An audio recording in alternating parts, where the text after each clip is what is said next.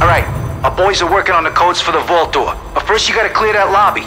Once backup gets there, you're clear to go in. We made it into the Manhattan Trust Bank. I don't know what the hell he's talking about with backup, but we're in. Dolfo's not joining us. Talks a big game about wanting more action, but every time the violence starts, he is nowhere to be seen. He was a non-entity in the last level, anyway. You were hypothetically supposed to protect him, but he was no actual risk of dying.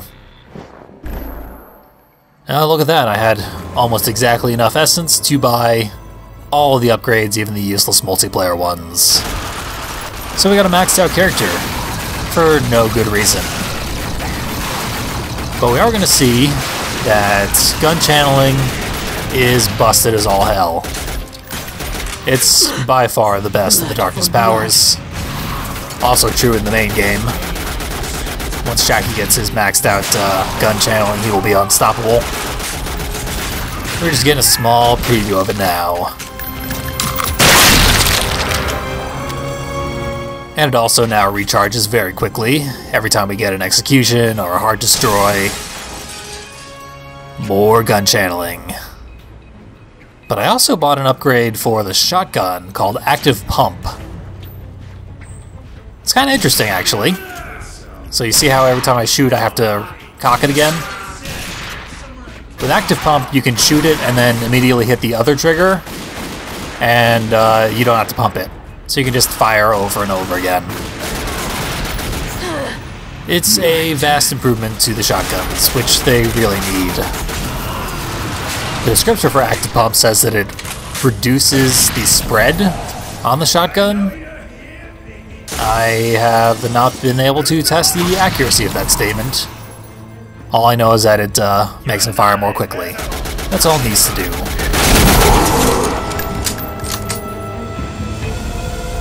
I guess I technically tested that by using the sawn-off shotgun to hit an enemy that was more than 10 feet away.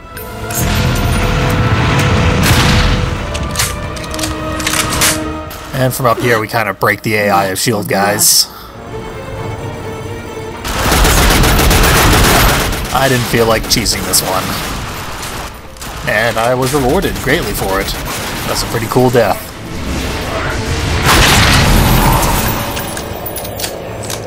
There's a little purple aura around our screen. Anytime you see that, it means our character is invincible. Cannot be harmed. And that'll happen for a couple of seconds anytime we destroy a heart. There it is now. Fortunately, there is no combat going on, so it's a bit of a waste. Only one guy left in this grand battle, which is moderately difficult. Even with my overpowered gun channeling, I had a few issues.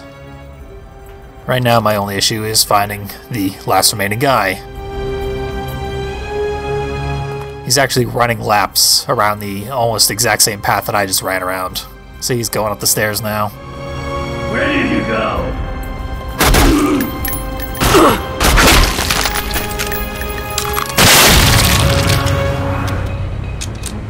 Okay, you should have that transmitter I rigged up. Find the controls for the vault door and stick the transmitter on it. We'll do the rest. Wish I'd paid a little more attention to the instructions I was just given there. So here's the vault door. But where do I put the transmitter? I have to find the controls. They are not visible. They're behind that desk. The select button will tell me. There we go.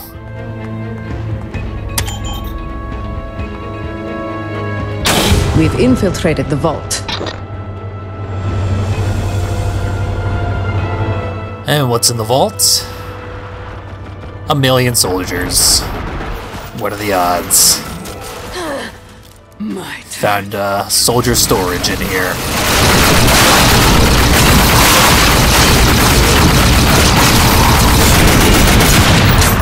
Gun channeling, maybe not the best idea right there. Now I've got no hearts. And the enemies will chew me up if I let them. Gotta use that invincibility that I can get by destroying hearts.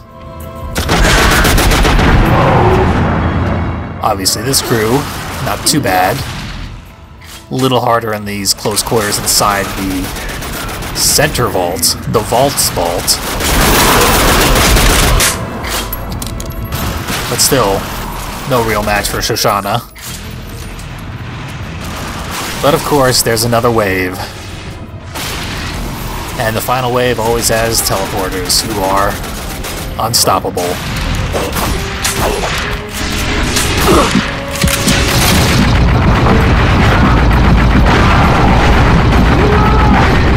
Tell them I died well.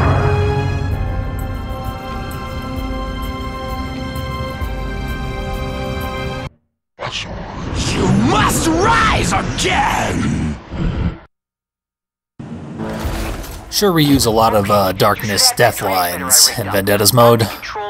Can't say I blame them. In fact, I think they're all reused from the main game, at least.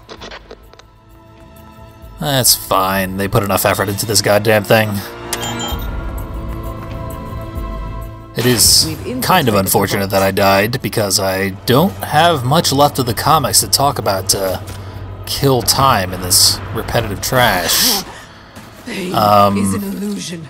There's like the resolution of the Necrobus arc, where Jackie and the Witchblade team up and literally kill all of the Necrobi off panel. There's a panel that says a few moments later, and then Jackie and the Witchblade are talking about how fun it was to kill all the Necrobi. There is a little arc where Jackie helps a woman find her kidnapped child who can see Darklings, but that doesn't really relate to anything. It's not a magic child or anything, it's just sort of a disturbed child who had a traumatic childhood. That doesn't pay off at all, so I didn't bring it up. And there is the second to last issue of the entire first volume, which is a story about the darkness destroying a medieval town because the king was filled with hubris and did not take a Darkling seriously. That doesn't even have Jackie Estacado in it. Totally pointless. That's the one thing that separates the arc where Jenny and Ripclaw help Jackie fight the Chair Apostle, and Jenny's horrible death. And the issue where Jenny dies was written by Paul Jenkins, who went on to write the entirety of the first game and is one of 5 credited writers on this game. He's the man who killed Jenny. I'm not sure it was his decision, but he definitely chose the method and the specifics of it. It's the most hack move in comic book writing. Kind of a damn shame. Find anything in the vault? This vault is empty. No sign of any dark energy. Where is the spear? I'm looking at a schematic of the bank. There's a VIP vault upstairs. Use the rest of Dalfo's explosives and blow the back wall of the vault to shit. There should be elevators just behind it that'll take you upstairs. This is a bit odd and contrived, and requires that I hold the button for too long. But sure, more explosions, why not?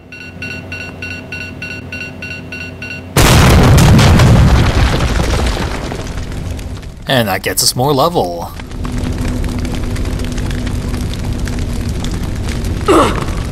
Back here we can find the final relic of Vendetta's mode. It's an Ouroboros. People will find a use for this. And the one time it's appropriate to just see money lying on the floor. Amidst a bunch of destroyed art. And this is very strange.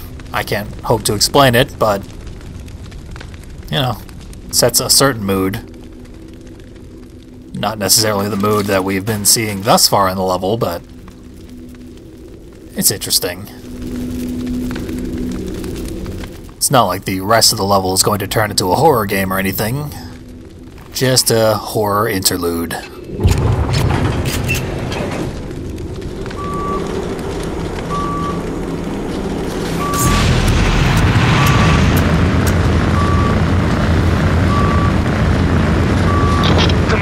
The Spirit Destiny, the more scared I get. There's nothing it can't kill. And what's worse, in the hands of the Brotherhood, it can act as a conduit for dark essence, channeling darkness into people, objects, places. It's a fucking weapon of mass destruction in the wrong hands, you hear me? You gotta find it, or we are all fucked! Don't worry. We're not going to let the Brotherhood have the spear for long.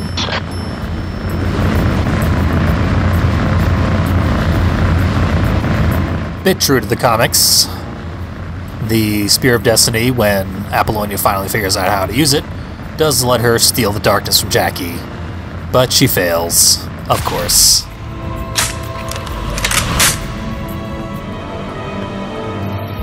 Amazingly persistent in your existence. And I do mean that as a compliment. May it give you the slightest of comforts when you are burning in hell. I think you're mistaken. See, I am the wolf. You are just my prey. Too bad your prey is bulletproof. And Graves' voice is really, like, what kind of Machiavellian villain were they going for? I have no idea. Most of the voice acting in this game has been pretty good. I feel like the first game was a little better overall, but this has been perfectly serviceable. Some of the villains they have here at Vendettas are just disasters. I'm also curious about who wrote what throughout the entire game, really, but particularly in Vendettas, where things tend towards a comedic tone, but sometimes shift jarringly into really dark stuff. Occasionally try to be taken way too seriously.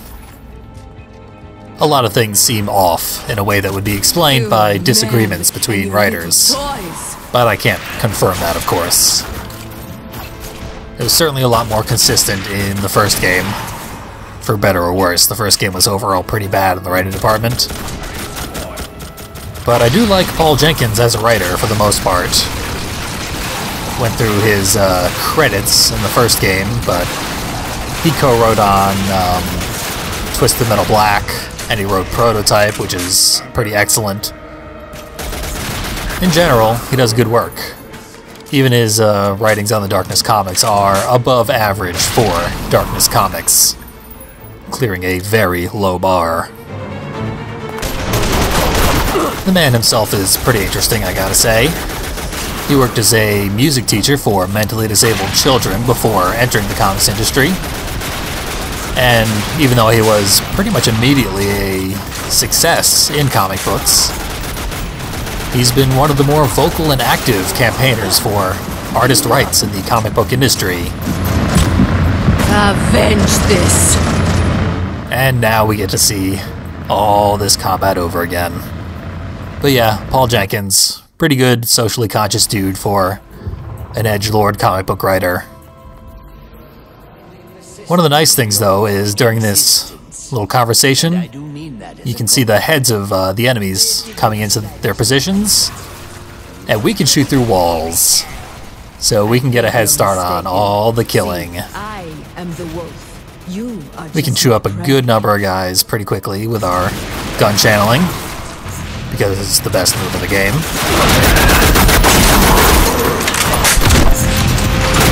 Nonetheless, this is a very difficult fight. Not too embarrassed about dying to this one. I was in the easy part when I died, though. As far with just basic soldiers, it's pretty manageable.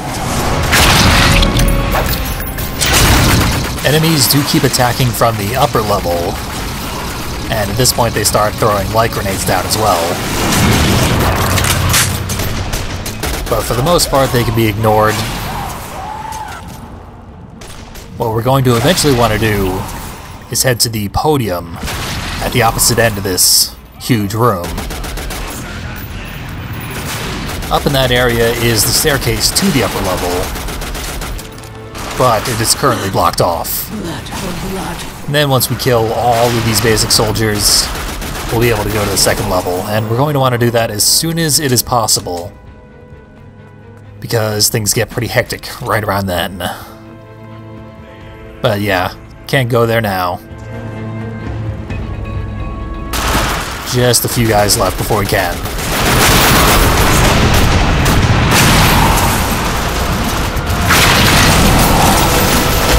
Yep, that might have done it. This is where they begin the major onslaught. And there's a new enemy type hanging out in the upper level. And your little toys. Using our ability to shoot through walls, we can already kill a few of them. They are at every single one of the pillars on the second level. Just guys in trench coats. I don't know if they're actually any different from basic soldiers. They seem to be a lot more accurate. Because usually if I don't come up to the second level during this part of the fight, I die very, very quickly. If nothing else, they are better armed than most soldiers we fight. They've all got strikers, the best rifle. But they have no armor, so they die pretty quickly. We just can't shoot them very well from the bottom level. Not as well as they can shoot us anyway, with all their cover up here. Then the teleporting guys get down to the bottom level. They give you enough trouble, so best to just head up here, kill all the trenchcoat guys.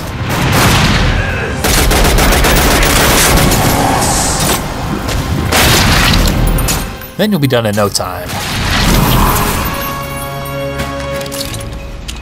Also a lot of ammo up here. That's always nice.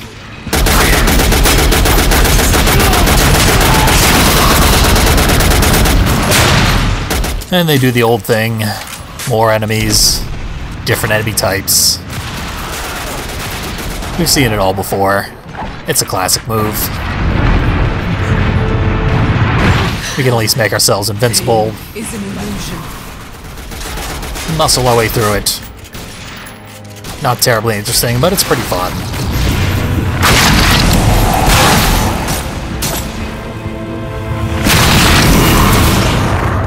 Your death is my release, fucking slut! All the enemies have special lines that they can use to taunt each individual character. The ones they have for Shoshana are ridiculously horrible.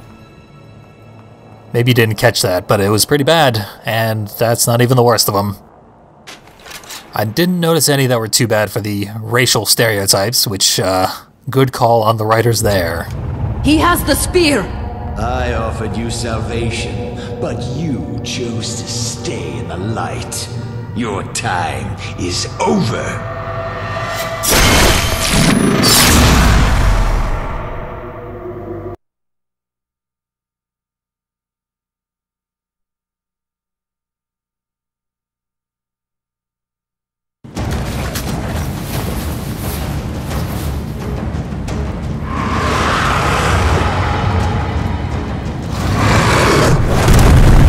That monstrosity is a hell beast. We must fight as one. You are one, Shoshana. All the dialogue assumes that you're playing with a team. Joke's on you, game. I don't have friends. And we don't get to kill Graves. Takes himself out with the extremely gigantic Spear of Destiny. And it, for some reason, sends us to hell. It summons a hell beast to attack us. I don't see how that was going to kill Jackie, because it's certainly not going to kill us. This is not a very difficult boss fight. Blood. It's a bit like the crane fight with Swifty, where you just have to avoid a huge, heavily telegraphed attack, which will do a big chunk of damage and push you all over the place. But easy to avoid, particularly if you just hide behind the pillars. And enough damage will just make the Hellbeast take a nap for a while, where it actually can't take damage, it just wastes your time. Usually there's a few waves of enemies to bother you while it's lying there. My turn. And it summons demons, of course, because we're in hell. But the demons will also be injured by the breath attacks. Blood for blood. So, for the most part, they are just mobile health packs that the Hellbeast will kill for you and let you get invincible for a couple of seconds to retaliate. It's awful nice in that way. Well, it looks like we can do some damage while it's resting during part of the animation. And we've almost got it killed. We could very easily just go finish it off right now. But using Shoshana, and on the lowest difficulty level, you can take this thing out almost immediately. I'm gonna show that off real quick. Just put this adorable Hell Kitty to shame. So we can kick the difficulty down, mid-level. Then try this again.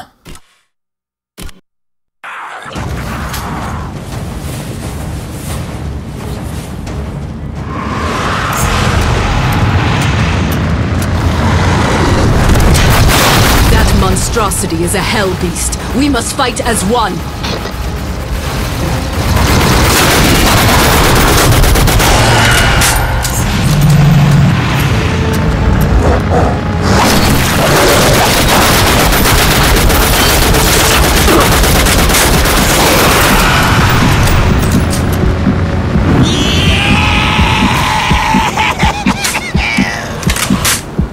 There is only the light.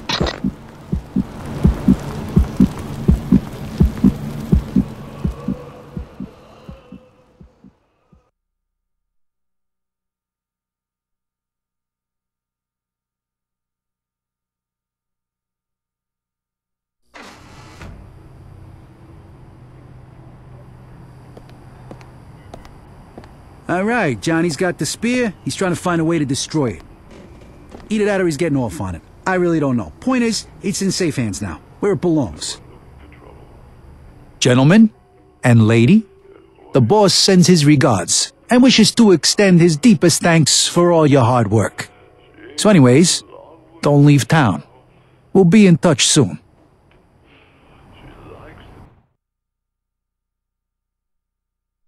That's the end of our Vendettas campaign. I wouldn't take that final line from Vinny about the boss to be any sort of a spoiler, if you're watching this in the intended manner, in chunks, sprinkled throughout the main Let's Play, which is a weird way to do it. Obviously the logical way would be to do Vendettas campaign after the main campaign, but I knew that I would not have had the dedication to keep going with this shit after I completed the main game, so I sorta did something that no one would ever do logically, and I played chunks of this game throughout the main game as they would have taken place, roughly. No way I would have made it through all of these videos otherwise, and I really wanted to because I think this deserves to be shown off. It is quite good for what it is, which is to say it could have been a lot better if this were the game itself and not an addendum to the main game. It would have been a goddamn disaster, but as its own little thing, they did a lot more work than I would have expected, and some surprisingly good work, so I appreciate it, and I'm glad I went through it. The comics that got me through this, they can go fucking die, and thankfully they did in like 2013 or something. There hasn't been one in a long time. They are ridiculously bad. No one should ever have to read them. The only reason I read them is because I bought the special edition of this game. That comes with digital downloads of the first 12 issues of the comics. Read through those, and the end of them was actually kind of interesting, so I picked up the entire first volume on sale for 15 bucks. Then I read that, and I regretted everything. But hopefully you haven't in watching these videos. But seriously, don't read the Darkness comics, they killed my soul.